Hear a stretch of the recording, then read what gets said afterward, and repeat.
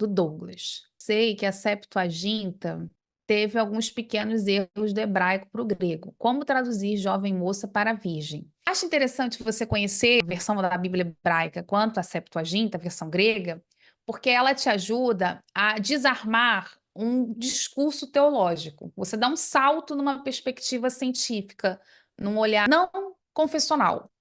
Por quê? Porque, veja, essa narrativa da Virgem, ela só faz sentido se você pega a Septuaginta. Ou as narrativas, as profecias sobre Judas, a traição de Judas, sobre Jesus como Messias, elas também só fazem sentido se você pega a Septuaginta. Ou seja, isso mostra que Jesus não está no Antigo Testamento. São os autores cristãos lendo a Septuaginta que vão tentar pegar passagens para dizer que Jesus estava no Antigo Testamento. Só que o que acontece? Se é uma profecia que já está produzida dentro da Septuaginta, o texto na versão da Septuaginta para a versão hebraica, ela é diferente. Então, peraí, como é que pode? Essa profecia só funciona na versão grega? Na versão hebraica ela não funciona? Então, Jesus só cumpre profecias com textos escritos em grego, textos escritos em hebraico, que são a língua primária. Jesus não cumpre profecia nenhuma? Então, se eu pegasse a versão siríaca, sei lá, eu ia ter que apresentar um outro Messias para poder cumprir uma outra profecia. Como é que ficaria isso? Então, veja como que esses discursos, eles só funcionam dentro do campo confessional.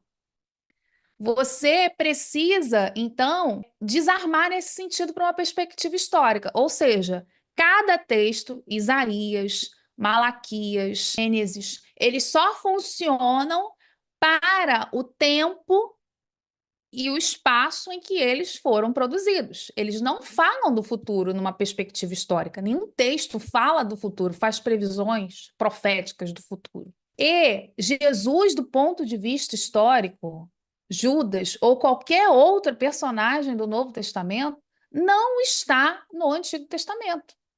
Porque senão eu tenho que responder essa pergunta, eu preciso enfrentar essa questão. Tu só veio para cumprir profecias para os judeus de língua grega? Mas peraí, ele não falava aramaico? Então como é que fica essa confusão? Olha os problemas que vão criando quando você confunde história com teologia, história com crenças.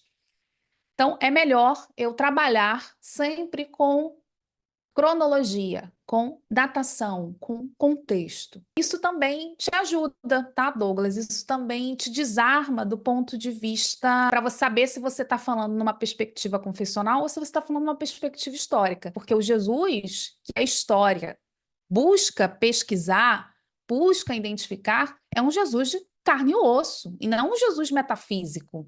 Porque esse Jesus metafísico, ele é fruto de crenças, de pessoas que falavam grego e que escreveram em grego sobre ele. E buscaram essas profecias, que hoje a gente consegue enxergá-las, como é que esse processo deu tão certo, no grego. Então, são várias camadas de crenças e harmonizações, construções que você precisa tirar, retirar para poder caminhar numa perspectiva histórica. Ou seja, o caminho da história não é um caminho fácil.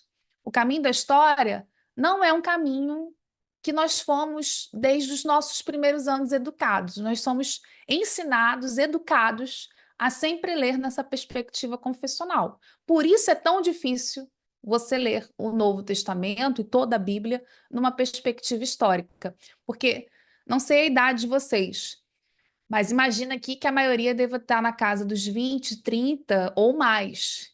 Então, são 20 anos, 30 anos, 40 anos aprendendo apenas e tão somente teologia. Você nunca aprendeu história, ou nunca aprendeu a ler esses textos numa perspectiva histórica. Nunca te apresentaram, olha, isso aqui é uma coletânea, uma organização, que nem sempre foi assim, ela tem uma datação, a gente escolheu a ordem que você vai precisar ler, nada disso te foi informado, né? Então veja como que são décadas de teologia e zero de história.